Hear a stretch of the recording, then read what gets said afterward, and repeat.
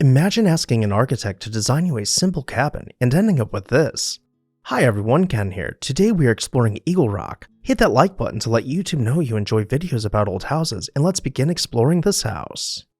Henry Clay Frick, born into modest beginnings in 1849 in West Overton, Pennsylvania, carved a path to prominence through sheer determination and a keen business sense. With a short stint at college under his belt, Frick was hardly the poster child for academic success, yet by the age of 21, he had embarked on an ambitious journey into the coke manufacturing business, with only a simple beehive oven and a dream. Frick's meteoric rise was fueled by strategic partnerships and innovative business practices, allowing him to dominate the coal and coke industries in Pennsylvania. Frick's rise in the business world was not just a product of hard work, but also of astute strategic partnerships and pioneering business tactics. His efforts quickly positioned him as a titan in the coal and coke industries, enabling him to exert considerable influence over the production of essential resources for steel manufacturing. It was this influence that caught the attention of Andrew Carnegie in the 1880s, leading to a partnership that would redefine the American steel industry. Together they formed the backbone of what would later become U.S. Steel, a conglomerate that epitomized the might of American industry on the global stage. However, Frick's legacy is not solely defined by his industrial successes. He was a member of the South Fork Fishing and Hunting Club, which consisted of only a small number of industrial leaders. On the grounds of their club was a dam which they decided not to maintain. On the 31st of May in 1889, the dam failed, flooding Johnstown, Pennsylvania downstream. Over 2,200 people lost their lives that day. Frick, along with several members of the club, formed a relief fund to appear charitable while they buried the evidence of their neglect. The Johnstown Flood was investigated by the American Society of Civil Engineers, but the reports were muddied over and downplayed, leaving no blame to be assigned for the dam's failure until a few years ago when the full reports were released to the public in 2018. 3 years after the flood, in 1892, striking workers had taken control of Frick's Homestead factory. In an attempt to stop a union from forming, Frick deployed 300 armed Pinkerton agents to break up the protest, resulting in 9 employees being killed and 70 others being left with serious injuries.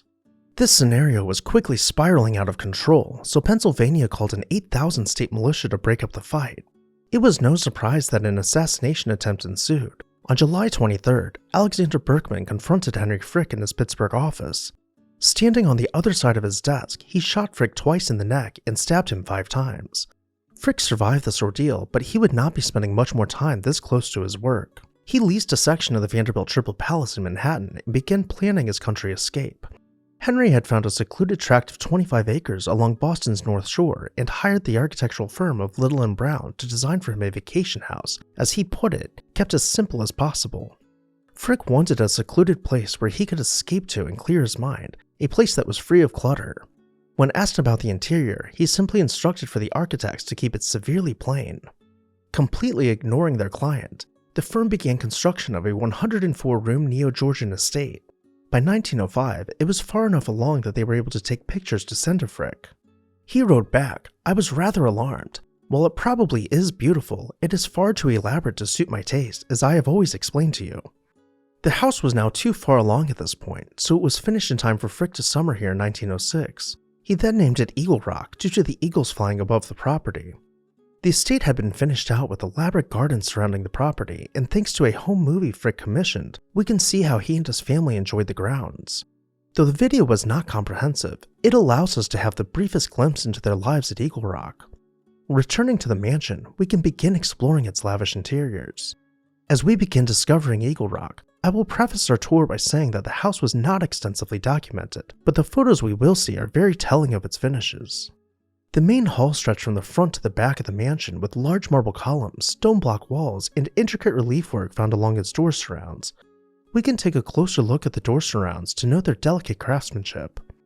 The dining room was the largest room in the house, and clad in dark wood paneling trimmed with ornate plasterwork at the ceiling. While not as large, the breakfast room was every bit as grand, with stone walls resting below a coffered ceiling. Crossing to the other side of the main hall, we find the grand staircase cozied up to a built-in pipe organ at its landing.